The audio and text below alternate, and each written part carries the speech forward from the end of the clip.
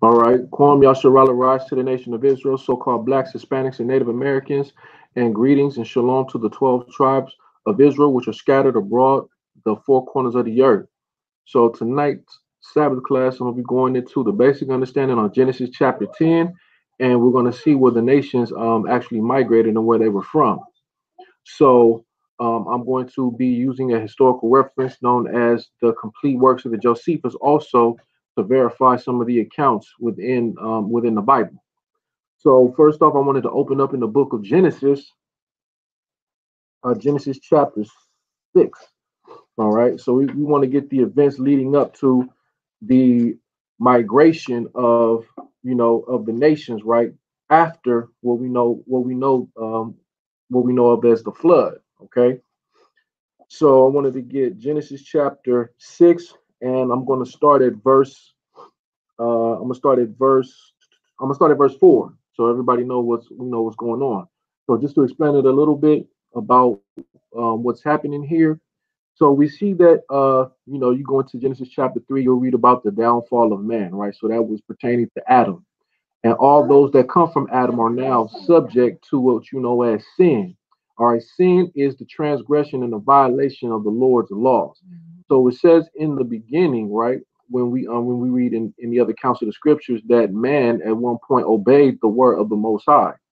Okay, so Adam did obey the word of the Lord at one point until him and his wife, they transgressed the law of the Father, and this infirmity became permanent through his bloodline. All right, remember, everybody on the face of the earth today comes from the bloodline of Adam. Okay, so now we're going to start here. So as man began to multiply upon the face of the earth, you'll see that in the process of them multiplying, they began to have an infatuation with the daughters of men, meaning the daughters of the other nations. Okay, so then they began to take them wives, and they began to become increasingly more wicked in the earth. So now the Lord took away his spirit, okay, and he began to cut down man's lifespan. So remember, Adam was created to be immortal. So once he sinned, remember, as he continued through his bloodline and through his children, the more wicked they became, the more the lifespan would decrease. So now we're going to start at verse 4. So it says, and there were giants in the earth in those days, and also after that, when the sons of God came into the daughters of men. So this, the sons of God that is talking about, is literally speaking about the children of Adam. Okay, remember, there were other nations on the face of the earth at this time. So remember, Adam he wasn't the only one that was created of the dust of the earth. There were other people that were on there too. Remember, so Adam, he was separate. He was separate, or he was separated by God to be the one to rule over the earth. So now, so it says, when the sons of God came in unto the daughters of men, and they bare children to them, the same became mighty men which were of old, men of renown. All right, so these men became very famous. They were experts of war. All right, men who were very talented, built magnificent cities. Okay, you'll see Cain. All right, Cain was also a son of Adam. All right, and he was one who had built magnificent cities himself. Okay, so now let's read verse 5. And God saw that the wickedness of man was great in the earth, and that every imagination of the thoughts of his heart was only evil continually. So he's seeing that man's imagination was continually wicked. That means everything that they thought about was just basically evil. So now it says, and it repented the Lord that he made man on the earth, and it grieved him at his heart. And the Lord said, I will destroy man whom I have created from the face of the earth, both man and beast, and creeping thing, and the fowls of the air. For it repenteth me that I have made them. So you see, the Lord said, since man began to corrupt the earth, right, and defile it, he said he wanted to destroy it, both man and beast that were upon the face of the earth. All right. So now it says, But Noah found grace in the eyes of the Lord. So you got to make sure that you key into this figure. All right. Noah, okay, found grace in the eyes of the Lord himself. And it says, these are the generations of Noah. Noah, his name is interpreted as rest.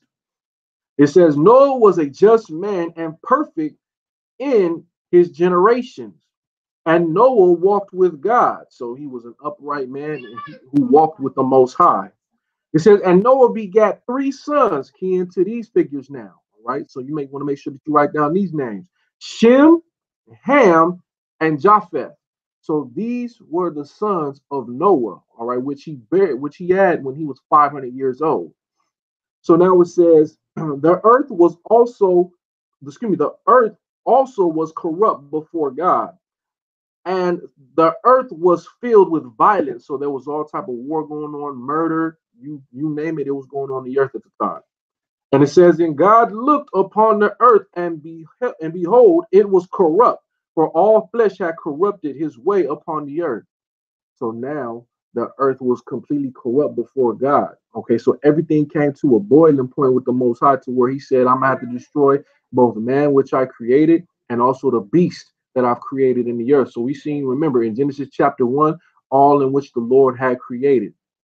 All right, the life that was in the sea, the life that was on land, the fowl of the air. Also, you see that he created man, okay, that roams the face of the earth. And it says, and God said unto Noah, the end of all flesh is come before me, for the earth is filled with violence through them. And behold, I will destroy them with the earth. So he said he's going to destroy man, those who are violent, those who corrupt, and he said he's going to destroy the earth with it. All right. Did he destroy the earth completely himself? No, he destroyed all creatures that were on dry land. All right. All the creatures who were on dry land. That's who the Lord destroyed. So now let's skip over and let's get to verse. Let's go to chapter 8. We're going to go to chapter 8, and we're going to read verse 7. All right. So now we're going to get a region which the ark had rested. So now it says, and the ark rested in the 7th month, on the 17th day of the month, upon the mountains of Ararat. So it said that it rested upon the mountains of Ararat. So you want to make sure that you take note of that. Okay. So the mountains of Ararat. Now, when you get a chance, when you in your studies, go and look that up in your Bible atlas, and it'll give you the location of where the mountains of Ararat actually are. All right. It's not too far from what you know as Georgia, Russia. All right, which is basically south of Russia, and it's like near the Caucasus Mountains. Okay, but once you look it up, you'll see like the whole region of the mountain of Ararat, and then that'll help you get the understanding of where the ark actually rested. Now they say that they found the remnants of the ark. All right, the ark of Noah, rested in the exact location where the Bible says. All right, so remember, a lot of the scholars, a lot of the top scholars upon the face of the earth, remember their job is to read this book and also dissect it. Right, they research these places, and then they go visit these places to make sure that what they're reading is actually true. Right, so 99.9% of the time, guess what? The locations are there. All right. Everything that you read about, they're here. Okay. So now we're going to drop into chapter 9. Chapter 9 is going to show you the Lord began to make a covenant with with the sons of Noah. All right. He told them to be fruitful. He told them to multiply. He told them to replenish the earth. All animals upon the face of the earth are now I give unto you. So basically, they're in the power of man's hands now. So now the Lord has given the earth back to man, or the men that he chose to preserve. All right. So remember, who did he choose to preserve? Noah, Shem, Ham, and Japheth. All right. And their wives. Okay. Yes. I haven't read a verse just yet. I'm just explaining. So those are the lives in which the Lord decided to spare. So just imagine, man, all out of some, millions and millions of people, man, the Lord only decided to spare, 8 persons. Okay, and through these 8 persons, man, the entire earth was repopulated. Okay, so now we're going to read. I'm going to read chapter 9, and I'm going to read verse 27. Okay.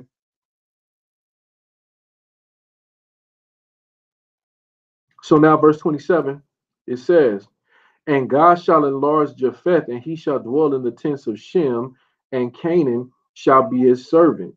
And Noah lived after the flood 350 years, and all the days of Noah were 950 years."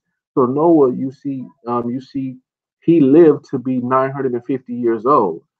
So Noah was almost 1,000 years old. So remember, it says he had his sons when he was 500 years old. He was 600 years old when the flood, I believe, when the flood occurred. Okay, so so now this is when we're going to go into chapter 10.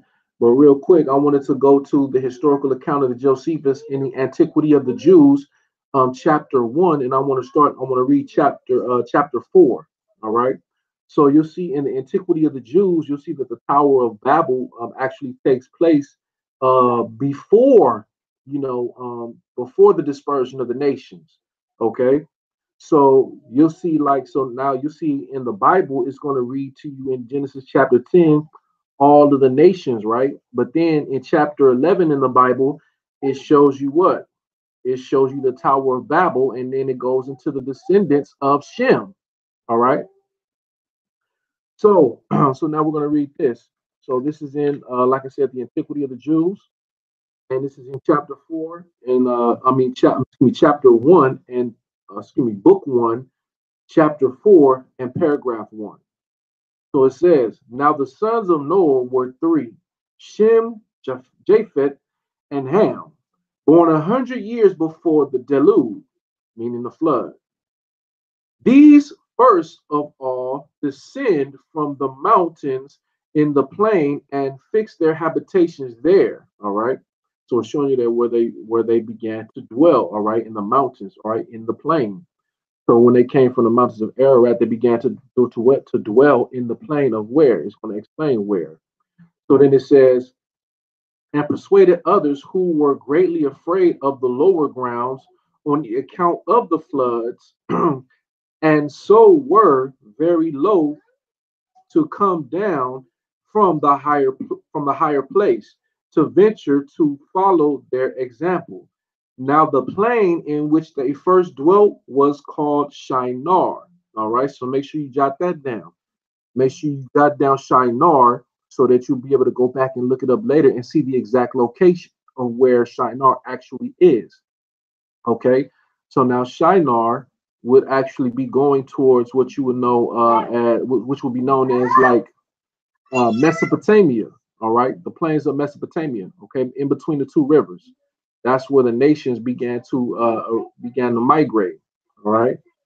So now it says, "God also commanded them to send colonies abroad for uh, for the for the thorough peopling of the earth." So now the Lord wanted the people to basically spread out so that they can populate the entire earth again. Okay, and it says that they might not raise sedition amongst themselves, but might cultivate a great part of the earth and enjoy its fruits after the plentiful manner.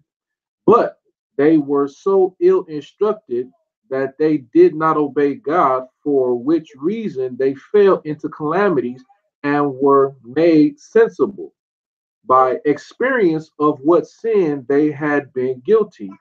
For when they flourished with a numerous youth, God admonished them again to send out colonies, but they, imagining the prosperity they enjoyed was not derived from the favor of God. So they didn't prosper through the will of the Most High, but they began to devise wickedness in their own imagination, just like their predecessors before them that were ruling the earth.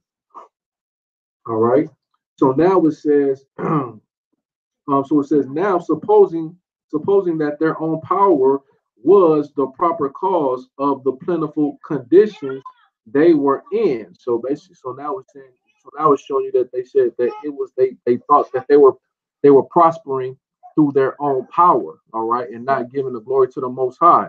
So now it says, so now it says, um, but supposing that their own power was the proper cause of the plentiful conditions that they were in, did not obey him. Nay, they added to their disobedience to the divine will the suspicion that they were therefore ordered to send out separate colonies, that being divided asunder, they might move easily be, excuse me, that they might the more easily be oppressed. So they're supposed to send out those colonies, but they did not want to. All right. So now, so now he's going to talk about the power of Babel and go into Nimrod, so on and so forth, right? So now I'm going to go into Genesis chapter 10. We're going back to the scriptures, and we're going to read chapter 10. Yeah, it's online. So now we're going to go into Genesis chapter 10. So it says, now these are the generations of the sons of Noah, Shem, Ham, and Japheth. And unto them were born sons and unto them were sons born after the flood. So now they had sons after the flood. And it says, the sons of Japheth, Gomer and Magog and Tubal and Javan. So now these are the sons of Japheth. So Japheth had children, all right, after the flood, and it's going to show you the sons which he had. So it says the sons of Japheth, Gomer and Magog and Medai, Jovan, Tubal and Meshach and Tyrus. Okay, so now you see that these are the sons of Japheth. All right, so he basically had six sons. Okay, Japheth fathered six sons, and you're going to see um, that these sons they inhabited the regions of what you would know as Asia. All right, so we're talking about like Russia, China, Mongolia, going to Asia, like Asia Minor, the Caucasus regions of the earth, all of Europe, and many of the islands that were in the Mediterranean region. So this is what these also the islands of Greece. So they were the inhabitants of those areas. All right. So you're dealing with and when you break down each individual son, it also lets you know the exact locations and where they migrated to. All right. So for Gomer was basically like in what you would call Asia Minor, and he also began to migrate across Europe and settled in the areas of what we know as Gaul or modern day France. All right, so that's where he settled. So you see Magog, right? Magog, which were basically like your Scythian people. Okay, so they basically began to migrate towards Russia. All right. So then you see Midi, right, or Midian. They settle in the regions of what we know as from Iran to Pakistan, Afghanistan. So they were in those regions, and that's where they settled. Okay. So then you had Jovan, all right, Jovan, who's the father of all of your Greek speaking people. All right, they are your original Greeks. So you're dealing with, like, say, for instance, you're dealing with uh, Thrace, Thrace, just the whole of Greece period. All right, and we're gonna break that. That'll break that down into Josephus anyway. So Tubal, Meshach, and Tyrus. So those are his sons. So then you have the sons of Gomer, Askenaz, and Riploth, and Togarmah. The sons of Javan, Elisha, and Tarshish, Kitham, and Dodanim. So these are his grandsons now. So the Lord is showing you the sons of Japheth that became nations and their grandsons that became nations or mighty people. All right. So then it says, by these were the isles of the Gentiles divided in their lands, every one after his tongue, after their families, in their nations. All right. So now I'm going to jump into the antiquity of the Jews, and I'm going to read in book 1, chapter 6, and I'm going to read paragraph 1. Check this out.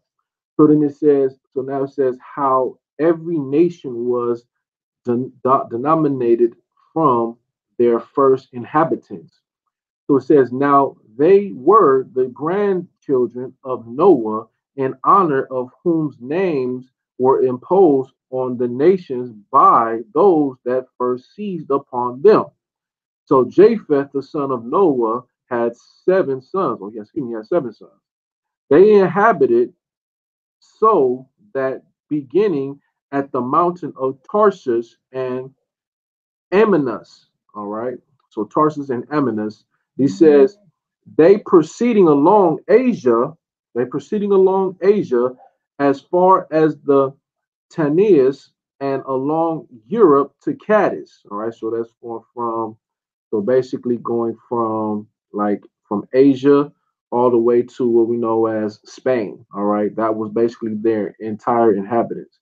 So then it says, and settling themselves on the lands which they light upon, which none had inhabited before, they called the nations by their own names. All right, so that's how you know where people derived from in the beginning of the earth, right? Because people weren't named after land masses in the beginning. People were named after their fathers, all right, their forefathers or their progenitors.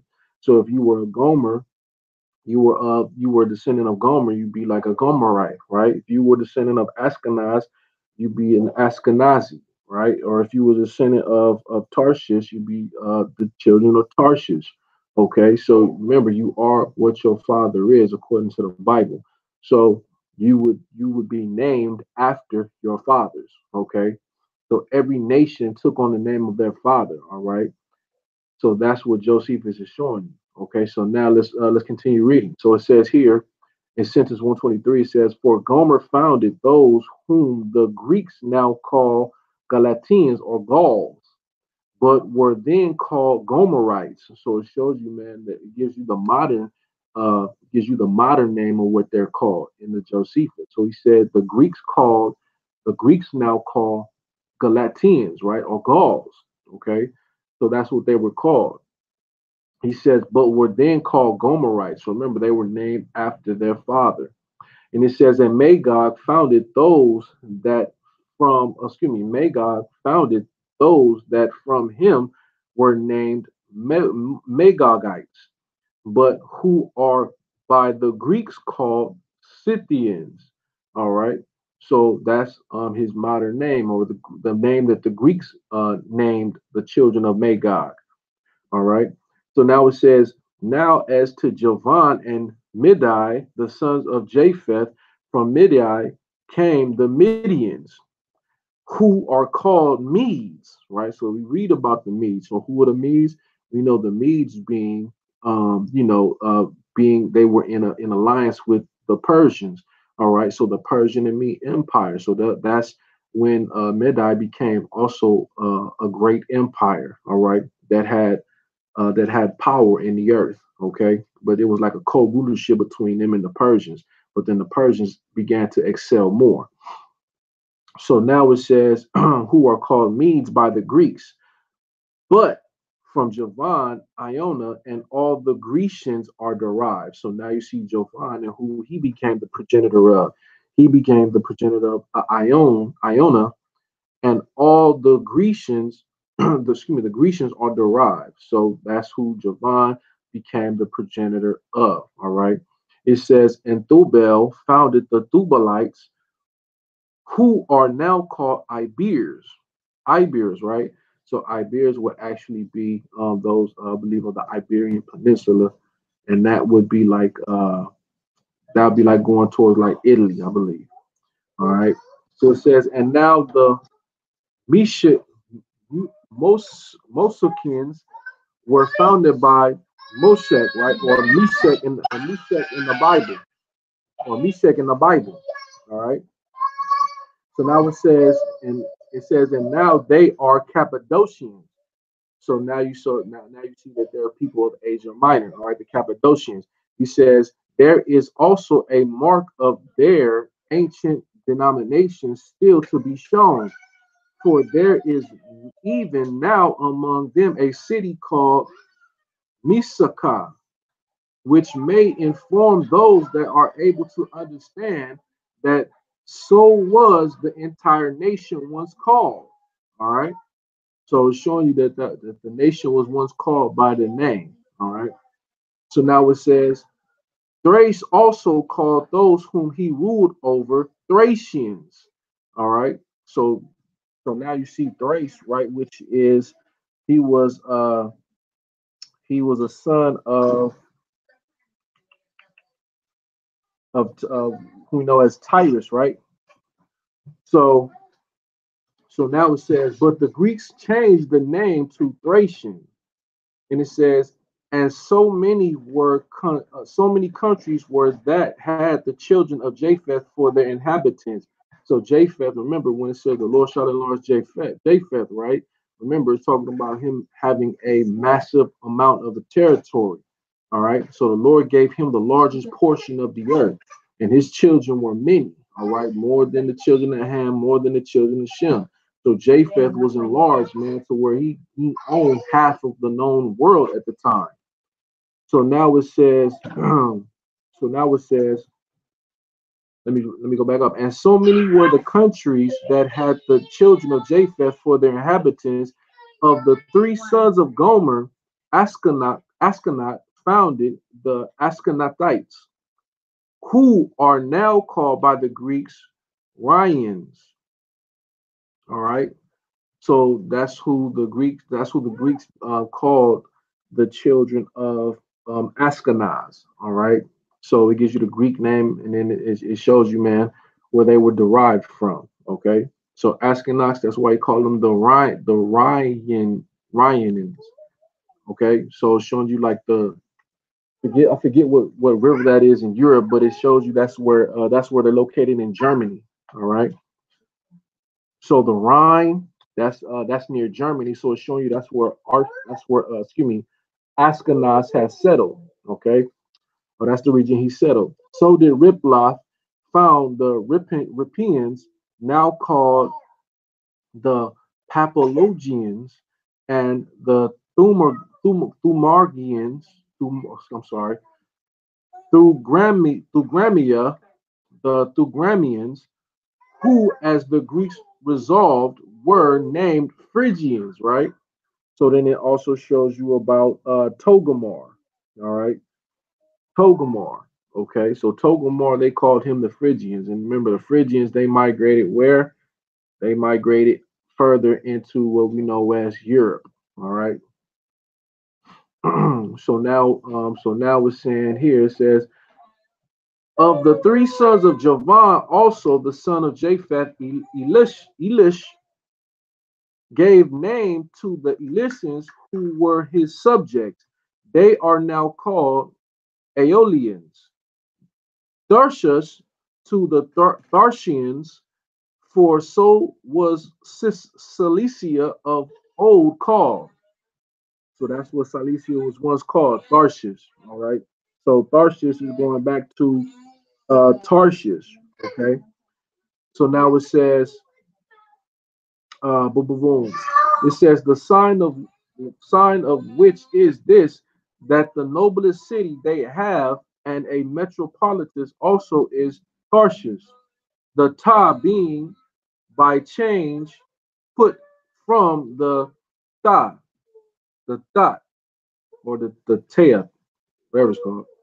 So it says Sithimus possessed the islands of Sithima.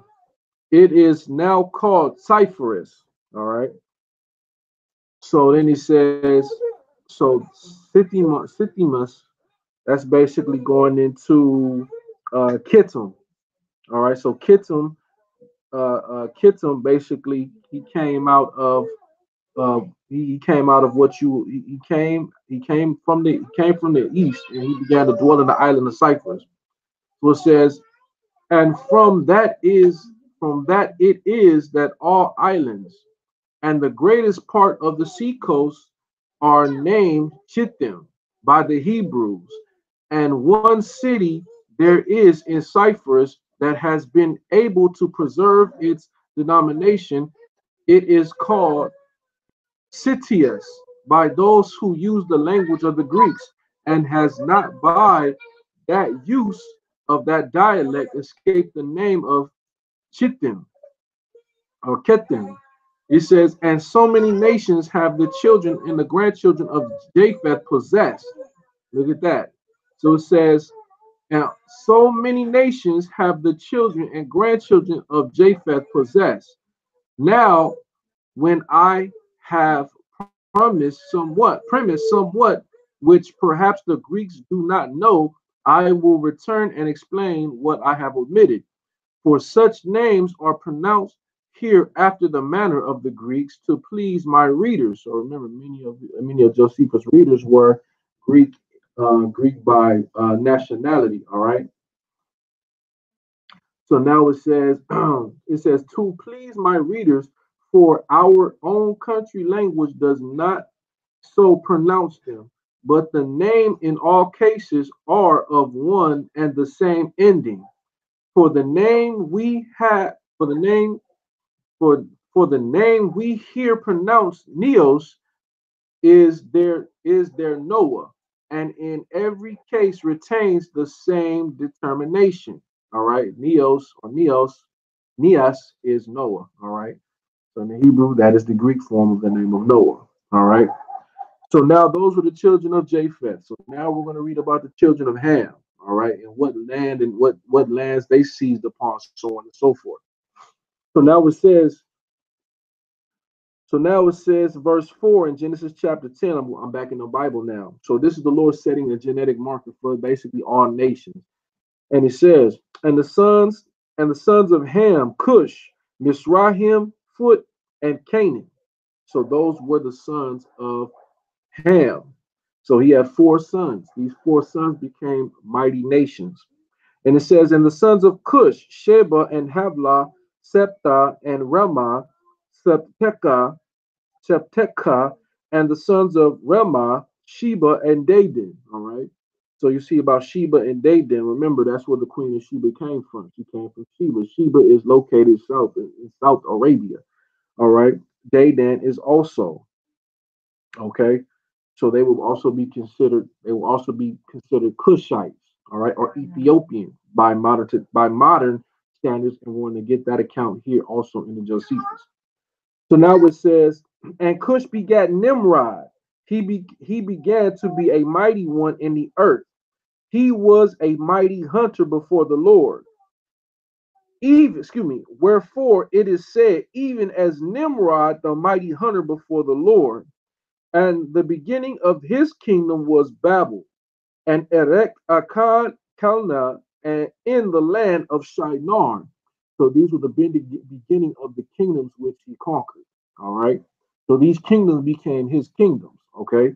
So now check this out. So now we're going to read here in the same book, book 1, chapter 6, and paragraph 2 about the sons of Ham.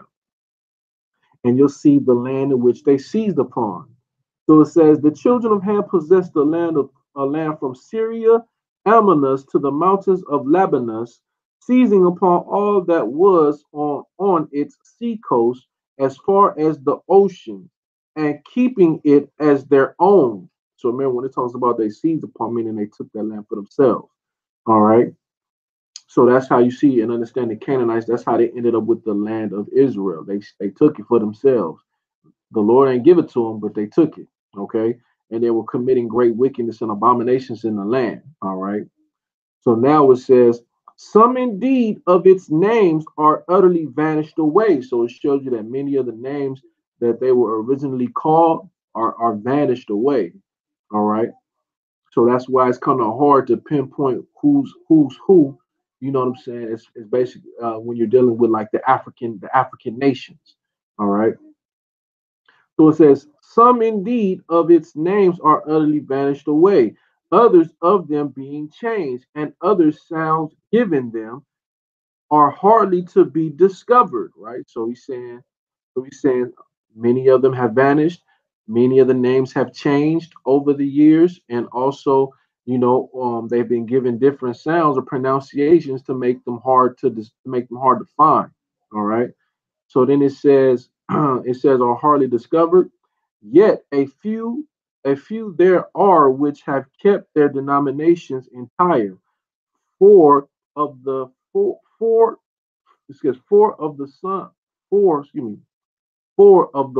sons of Ham, time has not all heard the name of Cush. So the name of Cush is still around. Everybody still knows, understand who Cush is, right? For the Ethiopians over whom he reigned, even at this day, both by themselves and by all men in Asia called Cushites. Look at that. So everybody know who the Cushites are because their name, the Cushites. All right. So it says, so now it says, the memory also of the Misramites is preserved in their name. So Misrahim, okay. So it says Misrahim.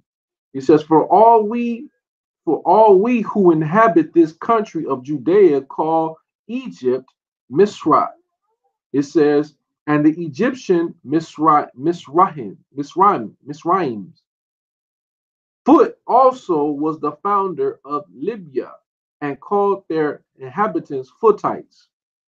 From himself there is also a river in the country of the Moors which bear that name, whence it is that we may see the greatest part of the Grecian hierographers mention that river and the adjoining countries by the appellation of Foot but the name it has been changed, giving it from one of the sons of Misraim, who was called Libalos, right? So that's their name now. Okay, that's what the Egyptians named them. It says, we will inform you presently what has been the occasion and why it has been called Africa also. Canaan. So now he's going into Canaan. So he says, Canaan, the fourth son of Ham, inhabited the country now called Judea and called it from his own name, Canaan, right? So that's why the land of Canaan was called the land of Canaan. It was named after their father or their progenitor, Canaan, who seized upon the land. It says, so it says, the fourth son of, I'm sorry, Canaan, the fourth son of Ham, inhabited the country now called Judea, and it is called from his own name, Canaan. The children of these four were these: Seba, who founded the Sabians. So Seba was the Sabians that you read about in the book of Job. Evelus, right, who founded the founders of the Septians. They are now called by the Greeks Aspirans. Septeca settled the Septecians, and Remus the Ramians, and he had two sons, in the one of whom Judas settled the Judeans, a nation of the western Ethiopians, and after them his name, as did Seba to the Sabians, but Nimrod, the son of Cush, stayed and tyrannized at Babylon, as we have already informed you. Now all the children of Mizraim, being 8 in number, possessed the country from Gaza to Egypt. So from Gaza to Egypt, that's where the sons of Mizraim basically inhabited. So when you read, so when you're dealing with the Philistines, right? The Philistines, they inhabited the country, like the city which is called Gaza, right? So they will be considered the children of Mizraim. Okay, so that's why it's always been bad blood between us and the Egyptians, right? Because the Philistines are basically Egyptian people, all right, that we've always had war with. The Egyptians have oppressed us, all right, through either when we were in Egypt or through their children, all right, who dwell outside of Egypt. So now it says, though it retained the name of one only, the Philistine, for the Greeks called part of that country Palestine. As for the rest, Lusakim and Enonim and Labim, who alone inhabited Libya and called the country for himself Nabim, from himself, Nabim and Pathrosim and Keslohim and Cathorim, we know nothing of them besides their name for the from the Ecoptic War. So the Ecoptic War, that's supposed to be the wars that Moses fought when he exterminated like half the children of Misraim. All right, great war, and he basically killed a lot of them. So it says, which we shall describe hereafter was the cause that those cities were overthrown. The sons of Canaan were these Sidonians, who also built a city of the same name, or Zidon. He says, it is called by the Greek Sidon, Amatheus, inhabitants of the Amathians, or Hamath, right? That's in Syria, which is now called Amatha by the inhabitants, although the Macedonians named it Ipenia, right? He says, from one of his posterity, Ardaeus possessed the islands Ardus, and Arcus possessed Acres, which is in Labanus, which is also in Labanus, is talking about Lebanon. And it says, but from the seven others, Eus, Catius, the Jebusus, Armorus, the Gergesus, the Edius, Sinnus, and the Samaris, who, we have nothing in the sacred books but their names, for the Hebrews overthrew their cities, and their calamity came upon them on the occasion following. All right.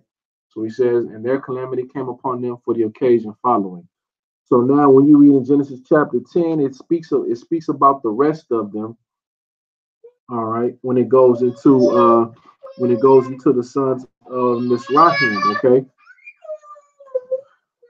So now we're gonna get the children of Shem now. All right. So Shem also had sons that were born to him after the flood. So now we're going to continue reading in the Josephus, book 1 and chapter 6 in paragraph 4. So it says, Shem, the third son of Noah, had 5 sons who inhabited the land that began at Euphrates and reached to the Indian Ocean. All right. So you're going from the Euphrates, which is like Mesopotamia, or part of Arabia, on all the way to the Indian Ocean, right? Which is like India, the Philippines, so on and so forth. That's all a part of the Indian Ocean area, and that's where the children of Shem inhabited. So it says from Elam left behind the Elamites, the ancestors of the Persians. Asher lived at the city Nevia and named his subjects Assyrians, who became the most fortunate nation beyond others. Arphaxad named the Arphaxadites, who are now called Chaldeans. Aram had the Aramites, which the Greeks call Syrians, as Lud founded the Ludites, which are now called Lydians. Of the 4 sons of Aram, Uz founded Trichopolis and Damascus. This country lies between Palestine and Syria. Ul founded Armenia and Gethar the Bactrians, and Misa the Mysians. It is now called Thrax or Spanicide. Salah was the son of Arphaxad, and his son was Heber, for whom they originally called the Jews Hebrews. So the Jews were originally called what? Hebrews. So it says Heber begat Joktan and Peleg. He was called Peleg. because he was born at the dispersion of the nations of their several countries. For Peleg among the Hebrews signified division. Now Joktan, one of the sons of Heber, had these sons: Almadad, Selef, Asomath, Jerat, Adoram, Izel, Dik, Dik, Dikla, Ebal, Aminiel, Sabius, Orim, Ellipta, and Joabab. These inhabitants from Kofan, an Indian river, and in the part of Asia adjoining to it. And this shall suffice concerning the sons of Shem. All right.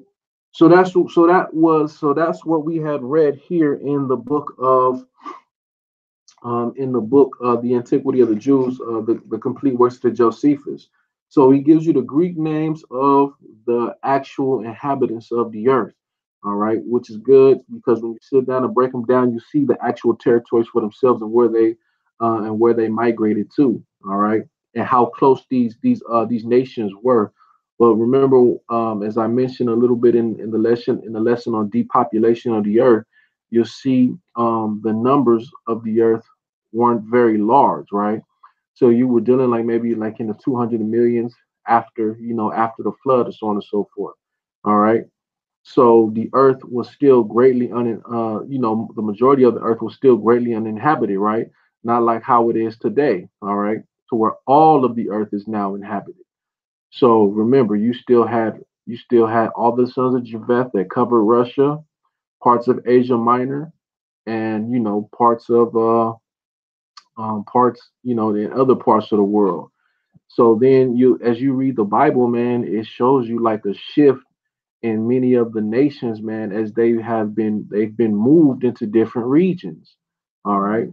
So you see how Edomites came in, they took over Greece and pushed out the children of Japheth, right? Or pushed them further into what we know as Europe, or Russia, and then how Esau went in and pushed them out even further. You know what I mean? Even us, the children of Israel, we pushed out many of the Japhetic nations too. All right, or they amalgamated with us. So Japheth has either been amalgamated into many nations, or are they dwelling on what you would call islands. They're island people. Okay. Yes, Solomon Islands will be included. James Cook Islands, many of the islands, the Fiji, all of Oceania, the Micronesian islands, all of that stuff, man. That is where Japheth will actually lie. The Philippines, Papua New Guinea, Australia. Those were the regions in which Japheth resided, right? New Zealand, many of those regions. That's where Japheth. That's where Japheth is. All right, that's where Japheth actually is, man. Israel, and don't get me wrong, we there too. Israel is there too. Esau is there. You see where Esau is. You see Jake right there next to him. So you know what I mean. It's like we can't shake each other, man. It's like we always there with one another. You know. So um, that'll pretty much do it for tonight. I just wanted to read that portion a bit. That's just going into what you would call the basic understanding of of Genesis chapter 10 and the migration of the nations. Remember, go back, do your homework, and look up those regions in which which we read about here. So with that, I'll say shalom, and I'll see you tomorrow night for the closing Sabbath class.